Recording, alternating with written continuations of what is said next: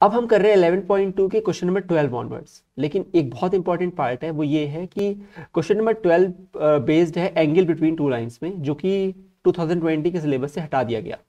तो उसके question number 10 और 11 मैं नहीं करूंगा अभी के लिए, बाद में किसी और वीडियो में कर दूंगा। लेकिन अभी के लिए हमें angle between the two lines का स्पेशल केस पता होना चाहिए, जो कि कहलाता है जब दो लाइंस परपेंडिकुलर हैं या राइट एंगल पे हैं, और जब दो लाइंस पैरेलल हैं।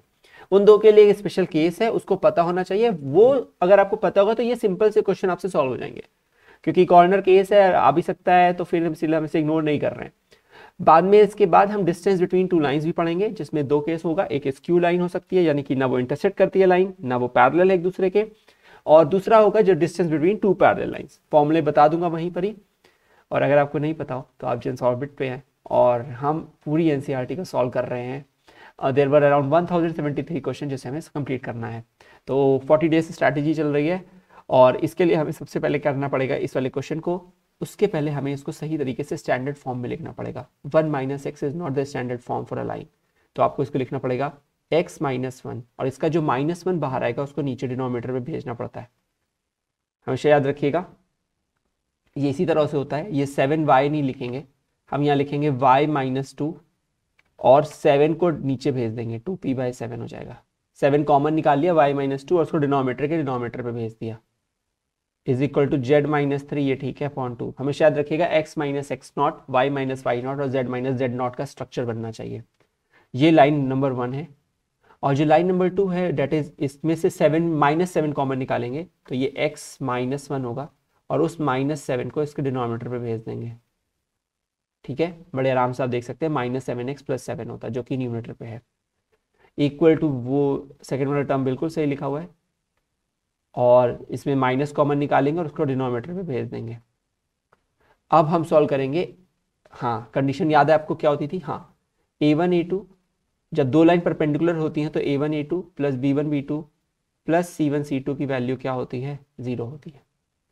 तो अभी a1 क्या है? -3, b1 क्या है? -3p/7। 3p/7 कौन लिखता है? आप भी समझदार हो। Plus b1 that is 2p/7, b2 which is 1, plus c1 which is 2, c2 which is -5 equals to 0। Simplify करेंगे तो ये आएगा 9p/7, ये आएगा 2p/7, ये आएगा -10 इक्वल्स टू 0। एक बार वैल्यू चेक कर लेते हैं, कुछ मिस नहीं हुआ। 2p/7 सब सही है। इसको सिंप्लीफाई करने के लिए हो जाएगा 11p/7 इक्वल्स टू 10, और ये p की वैल्यू आ जाएगी 70/11, और ये हमारा फाइनल आंसर हो जाएगा। बहुत ही सिंपल तरीके से, बहुत ही आसानी से आ गया। गलती कहाँ पे करते हैं हम, कहाँ करते हैं जनरली? हम सोचते हैं कि यही a1 जो है वो 3 है, जो कि नहीं होता है ना। पहले x - x0 की स्ट्रक्चर में लेकर आइए, इवन कोफिशिएंट भी x का 1 होना चाहिए। ठीक है, तो नेक्स्ट करेंगे अब क्वेश्चन नंबर 13। ये क्या कह रहा है? ये कह रहा है show that the lines are perpendicular to each other, they are only perpendicular if they are a1 a2 b1 b2 c1 c2 की वैल्यू 0 आ जाए सम करने पर। पहले स्ट्रक्चर देख लेते हैं, सब सही लिखा है कि नहीं। I guess so, it's fine, everything is looking good. So we can directly say कि a1 is 7, b1 is -5 and c1 is 1। a2 की वैल्यू जो है वो लिखी हुई है 1, b2 की वैल्यू है 2, और c2 की वैल्यू है 3। तो हमारे लिए जो केस होगा वो होगा a1 a2 plus b1 b2 plus c1 c2। इसको हमें फाइंड करना है, तो ये हो जाएगा 7 × 1 प्लस -5 × 2 प्लस 1 × 3। तो ये सिंप्लीफाई होकर हो जाएगा 7 - 10 plus 3 which is equal to 0। This implies line 1 is perpendicular to line 2। Simple, ठीक है, बहुत ही सिंपल सिचुएशन है ये। ठीक है, नेक्स्ट करते हैं। अच्छा, डिस्टेंस के लिए आ गया है, तो डिस्टेंस का पहले थ्योरी सा एक बता देता हूँ, उसके बाद करते हैं इसको।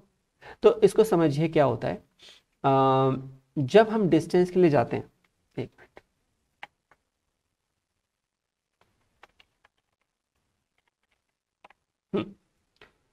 तो डिस्टेंस के लिए हमें बस इतना, अभी मैं सिर्फ फॉर्मूला बता रहा हूँ, प्लीज अभी उसी को याद रखिएगा। Distance between two skew lines, that is दो lines which are not going to intersect. ये 3 डायमेंशनल है। इसको समझने के लिए आप इसको अपने रूम को अज्यूम करिए। बहुत ही सिंपल सा एग्जांपल दिया जाता है। अपने रूम को अज्यूम करिए, ठीक है। वो एक क्यूबॉइड टाइप का रूम होगा, क्यूब तो नहीं होगा ऑब्वियसली, क्यूबॉइड टाइप का होगा, कुछ लेंथ विड्थ हाइट डिफरेंट होती है। तो आपको उसमें एक रॉड डाल दी जाए अगर, जो कि एक टॉप पॉइंट से दूसरे बॉटम पॉइंट को टच करे, तो एक कॉर्नर का टॉप पकड़िए और दूसरे कॉर्नर का बॉटम पकड़िए, तो वो एक लाइन हो सकती है, करेक्ट। उसको क्या कहते हैं हम? डायगोनल कहते हैं। उसको क्या कहते हैं हम? डायगोनल कहते हैं। तो अगर आपको ये पता लग जाए कि एक ये लाइन है, ठीक है, और एक लाइन में ले लेता हूं इस वाली एक्सेस पे, मतलब जैसे मान लीजिए कि जो मेरे रूम है उसकी एक दीवार पर एक लाइन जा रही है, तो वो लाइन और ये लाइन कभी कट नहीं कर सकती, क्योंकि वो लाइन तो सीधे जा रही है और वो लाइन ऐसे चली गई है, डायगोनली जो चली गई है, और जो लाइन इधर है मेरे एक या जमीन पर एक जो लाइन है, जमीन पे ले लेते हैं, वो लाइन और ये लाइन कभी कभी टच नहीं करेगी, क्योंकि ये लाइन ऐसे जमीन पे डायगोनल देखिए, गलत वाला लीजिए, वो वाला डायगोनल लीजिए जो आपके इस पॉइंट से जा रहा हो बेटा, ठीक है।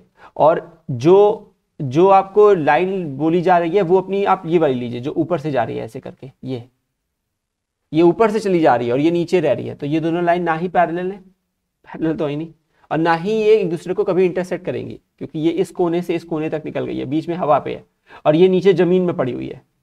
सही बात है। तो इस तरह की सिचुएशंस में हमें स्क्यू लाइंस मिलती हैं। तो उस केस में अगर हम ये बोलें कि वो पहली वाली लाइन A1 पॉइंट से पास करती है, दूसरी A2 पॉइंट से, पहली वाली का जो वेक्टर है वो B1 है और दूसरी वाली का जो वेक्टर है वो B2, अलोंग B2 और अलोंग B1 है, तो उसके केस में हमें डायरेक्टली D जो मिलता है, जो डिस्टेंस होता है बिटवीन टू लाइंस, जो कि नॉर्मल डिस्टेंस होता है, याद रखिएगा, normal distance is the shortest distance, वो दिया जाता है पूरा फाइनली एक मैग्नीट्यूड में होता है, मतलब पॉजिटिव वैल्यू होती है, and that is nothing but आपको लिखना होता है B1 क्रॉस B2 या B2 क्रॉस B1 लिख लीजिए, कोई फर्क नहीं पड़ता, बाय द वे कोई फर्क नहीं पड़ता आप यहाँ B1 क्रॉस B2 लिख रहे हो या B2 क्रॉस B1 लिख रहे हो, ठीक है, क्योंकि इनडायरेक्टली वो आप मैग्नीट्यूड लोगे ही, वो निगेटिव पॉजिटिव से कोई फर्क नहीं पड़ेगा। डॉट किसके साथ डॉट प्रोडक्ट लिया जाता है? ये एक वेक्टर देता है, ऑफ कोर्स सबको पता है कि क्रॉस प्रोडक्ट एक वेक्टर देता है, लिया जाता है A2 vector minus A1 vector के साथ, अगेन कोई फर्क नहीं पड़ेगा, क्योंकि A1 माइनस A2 कर लो तो भी फर्क नहीं पड़ेगा, अपॉन इसका जो मैग्नीट्यूड है B1 क्रॉस B2 का, उससे डिवाइड किया जाता है। कैसे आता है ये सब अलग थ्योरी क्लास में बता दूंगा, अभी नहीं कर रहा, बहुत लेंथी वीडियो हो जाता है।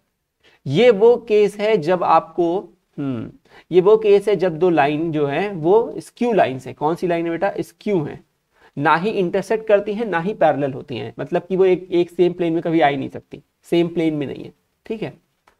और एक बार डिस्टेंस डी, इसको वेक्टर क्यों ले रहा हूं मैं, इसको डी में डिस्टेंस ले रहे हैं, एक बार हो सकता है जब एक ही दोनों लाइन पैरेलल हो गई हो, अगर पैरेलल हो गई होंगी तो कोप्लेनर भी होंगी, ये होता है, ये श्योरिटी है, अगर पैरेलल है तो कोप्लेनर भी है, क्योंकि लाइन को उठा के मैं इस प्लेन में ला सकता हूँ, तो पैरेलल लाइंस कोप्लेनर भी होती हैं। तो उस केस में एक ही बी वेक्टर एग्जिस्ट करेगा, उसका डॉट लिया जाएगा again A2 minus A1 vector के साथ, और मैग्नीट्यूड होगा बी वेक्टर का, ठीक है। बस ये होगा पैरेलल लाइन के केस में, ठीक है। प्लीज इन दोनों बातों को याद रखिएगा, बाकी कोई दिक्कत नहीं है, ठीक है। तो फॉर्मूला पता है, इसी को यूज करेंगे। वो जो कार्टेशियन वाला फॉर्मूला उसे इग्नोर करिए, उसकी जरूरत नहीं है, मैं जनरली अवॉइड करवाता हूँ। अगर आपको रट जाएगा तो यूज कर लीजिएगा, वैसे मैं इसी से निकालना सिखाता हूँ हमेशा। तो find the shortest distance between the two lines, तो यहाँ पे आपको मैच करके पता लग जाता है कि ये जो वेक्टर है ये हमारा A वेक्टर है, A1 है, ये जो हमारा B1 वेक्टर है, ये जो हमें दिया गया है this whole is A2 vector, ये A2 मतलब बेसिकली पॉइंट है जिससे कि लाइन पास हो रही है, और ये अलोंग दिस वेक्टर है B2। तो A1 B1 A2 B2 के बारे में इंफॉर्मेशन डायरेक्टली सामने है। शॉर्टेस्ट डिस्टेंस का फॉर्मूला बताया गया है, शॉर्टेस्ट डिस्टेंस हमेशा परपेंडिकुलर डिस्टेंस होता है, तो D हो जाएगा B1 क्रॉस B2 का dot product A2 minus A1 upon इसके मैग्नीट्यूड B1 क्रॉस B2 के, ठीक है। सबसे पहले हमें B1 क्रॉस B2 निकाल लेना चाहिए, बहुत ही इजी है। पहले आप B1 क्रॉस B2 लिखो, निकाल लीजिए सेपरेट, मैंने ये वेक्टर थ्योरी में पढ़ाया है ना, मैंने ये वेक्टर थ्योरी में पढ़ाया है। तो ये क्या होगा, I J और K। तो B1 का है 1 माइनस 1 1 1 माइनस 1 1, और B2 का है 2 1 2 2 1 2, नहीं लिखते। सिंप्लीफाई करना बहुत ही आसान है। इसमें करने के लिए आपको करना पड़ेगा, ये हो जाएगा -2 -1, तो -3i,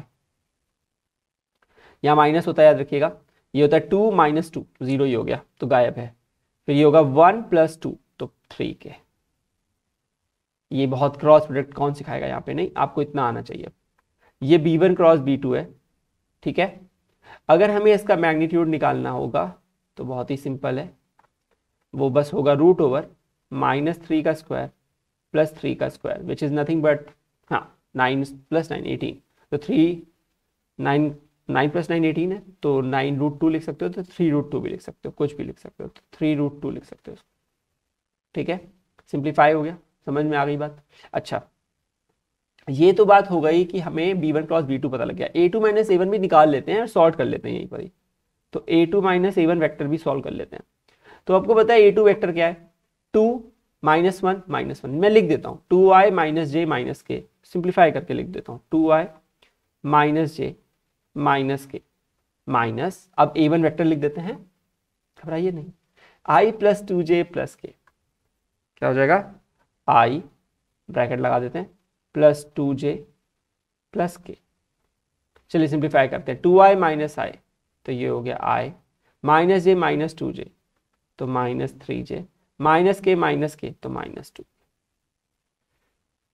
अब हमें डॉट प्रोडक्ट लेना है किसका, इस वेक्टर का, सुनिए मेरी बात को ध्यान से, इस वेक्टर का इस वेक्टर के साथ, ठीक है। तो मैं सीधे फॉर्मूले में लिख रहा हूं, डायरेक्टली फॉर्मूले में पुट कर रहा हूं, ठीक है।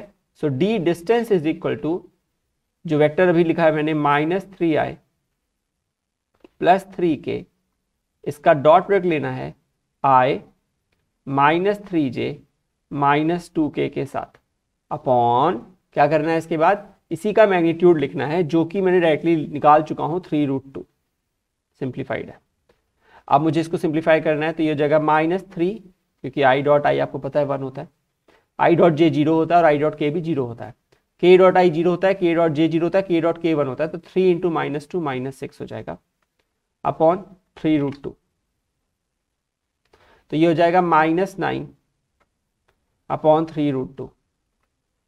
तो अगर हम इसे सिंप्लीफाई करेंगे तो ये आ जाएगा -3 upon √2, which is nothing but 3/√2, because we are taking the positive distance. इसे आप 3√2 भी लिख सकते हो, for sake of convenience of writing it, कि रैशनलाइज टर्म होना चाहिए डिनोमिनेटर, बस यूनिट्स, ठीक है। This is the shortest distance between these two lines. Simple था, फॉर्मूले पता होना चाहिए। पूरा खेल जो है, इसमें आपको फिर से बता दूं, पता है पूरे चैप्टर का सिर्फ एक खेल है, वो ये कि फॉर्मूले पता होना चाहिए, वरना चैप्टर में कुछ है नहीं, और सही पहचान होनी चाहिए a1 a2 b1 b2 की, बस, ठीक है।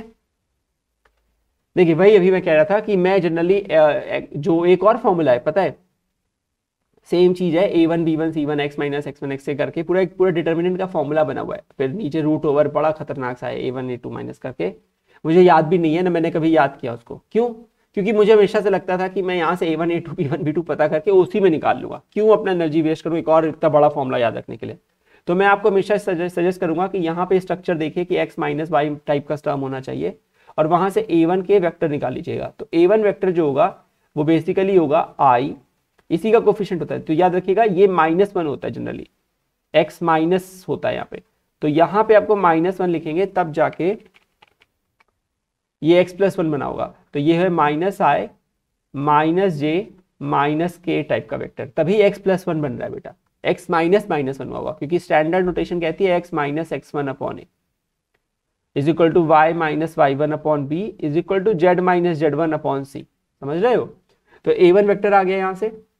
फिर आपके लिए केस में b1 वेक्टर भी निकाल लीजिए, वो होगा 7i - 6j + k। मुझे पता है कि ये इसका प्रोपोर्शनल वेक्टर हो सकते हैं, पर अभी ठीक है, ठीक है। तो ये हो जाएगा a1 के लिए। सेकेंड लाइन के लिए a2 वेक्टर हो जाएगा -3 है, तो वो सही लिखा हुआ है, 3i, ये माइनस सही लिखा हुआ है, तो +5j + 7k। इसके बाद होगा b2 वेक्टर, जो कि हो जाएगा i - 2j + k। और ऐसा करने की मदद से हमें a1 b1 a2 b2 पता लग गया। मैं आपसे अब एक रिक्वेस्ट करूंगा, this is a very humble request, कि you do now the same this thing with the last formula that I taught. तो जो बच्चे इस क्वेश्चन को राइटली सोल्यूशन देखना चाह रहे थे, अगर आपको ये सोल्यूशन नहीं आता है तो प्लीज कमेंट बॉक्स में मेंशन करिए कि सर आंसर नहीं आ रहा है, आप मैच नहीं हो रहा, तब मैं कर दूंगा इसको सेपरेट एक वीडियो डाल दूंगा। अदरवाइज मैंने ये क्वेश्चन 14 में जस्ट अभी सॉल्व किया है, प्लीज उसके इसी रूप में उसको जाके ट्राई करिए, सेम फॉर्मूले को। फॉर्मूला में एक बार और लिख देता हूं जैसे कि आपको भी क्लैरिटी हो जाए। डिस्टेंस और the shortest distance is given by b1 vector cross b2 vector which I have written, and I hope आपको क्रॉस प्रोडक्ट लेने आता हो अब, dot a2 vector minus a1 vector upon b1 cross b2 vector जो निकाला है उसका magnitude. और पूरा पॉजिटिव होना है इसलिए पूरे पे मैग्नीट्यूड लगा हुआ है, क्योंकि निगेटिव भी आ सकता है ना, क्रॉस प्रोडक्ट मुझे नहीं पता ना पॉजिटिव दे या निगेटिव दे, या इसका डॉट लेने पर निगेटिव वैल्यू आए या पॉजिटिव वैल्यू आए, तो हमें उसको पूरा लॉक कर रहा था पॉजिटिव करने के लिए। ठीक है, तो क्वेश्चन 16 करते हैं। देखिए कुछ भी चेंज नहीं हो रहा है बेसिकली यहाँ पे, लेकिन मैं इस क्वेश्चन को फिर भी कर देता हूँ अब की बार, क्योंकि पिछला वाला मैंने स्किप किया। So a1 is equal to I plus 2 जो बना बोलेंगे ये क्या, ई सॉल्व करते हैं, बोलते हैं पूरा सॉल्व करते हैं। हाँ सही में बच्चों को तो ऐसे लगता है ना, टीचर तो फर्जी है। सो b1 वेक्टर ऑल दो पूरा सॉल्व कर रहा है दिन रात, minus 3j plus 2k। a2 vector क्या होगा, 4i plus 5j plus 6k। b2 vector क्या होगा, 2i plus 3j plus k। ठीक है, तो अब मुझे निकालना है पहले b1 क्रॉस b2 वेक्टर, तो वो हो जाएगा बहुत सिंपल तरीके से i j k, तो 1 माइनस 3 2। सिर्फ स्टैंडर्ड इक्वेशन से मैंने कंपेयर किया बेटा, a प्लस लैम्डा भी होती है ना, यहाँ पे जिसके लॉन्ग होती है वो यहाँ पे लिखा रहता है लैम्डा के साथ, और जिस पॉइंट से पास करती है वो यहाँ पे लिखा रहता है a वेक्टर, बस वैसे कंपेयर किया है। ठीक है, 2 3 1 2 3 1, सिंप्लीफाई करेंगे तो आएगा -3 -6, तो -9 आए, माइनस लगेगा लेकिन इसको लॉक करते हैं, 1 ऐसे लगेगा 1 -4, तो व्हाट इज 1 -4, -3, तो लेकिन पीछे माइनस लगा था तो +3j। ठीक है, ये लॉक हो गया 1, ये लॉक हो गया 1 -4, तो माइनस आएगा पीछे माइनस लेकिन लगा रहता है तो +3j, इधर लॉक हो गया 3 + 6 तो +9k।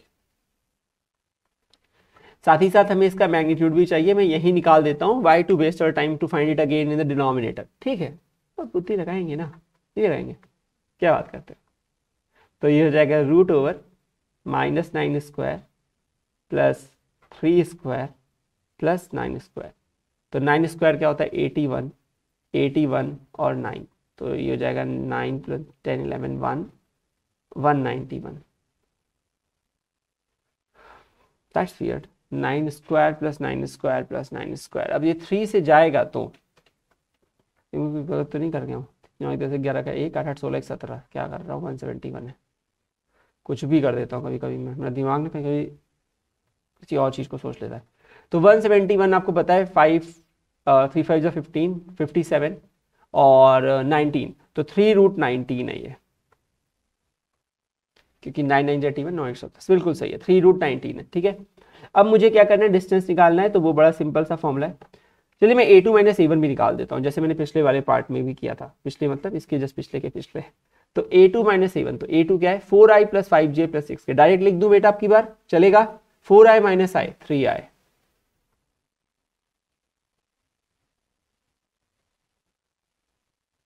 बस थोड़ा एडजस्टमेंट चाहता हूँ मैं, दिख जाए मेरा नंबर, हाँ बस 3i, 5j - 2j 3j, 6k - 3k 3k, अरे ये तो सब 3 हो गया इसमें। ठीक है, कोई बात नहीं है।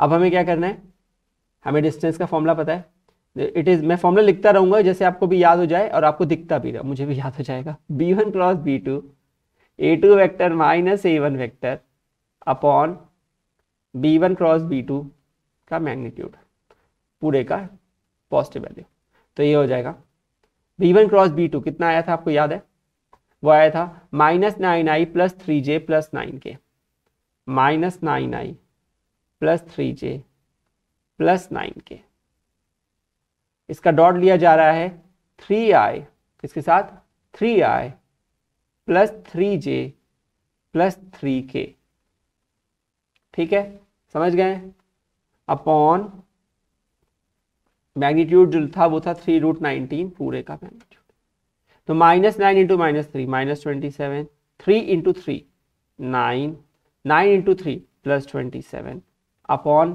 3√19। अरे 27 तो कैंसिल हो गया। अच्छा डॉट प्रोडक्ट लेने आता होगा आई गेस कि आई डॉट आई के साथ ही वैल्यू आएगी, आई डॉट जे वाली 0 होती है, हाँ परपेंडिकुलर है ना एक दूसरे को, तो 9 अपॉन 3√19 बचेगा, जिसको सिंप्लीफाई करने पे आता है 3/√19 यूनिट्स। 3√19 अपॉन 19 भी लिख सकते हो, अपनी इतनी इच्छा है, कोई गलत नहीं है वो भी, ठीक है।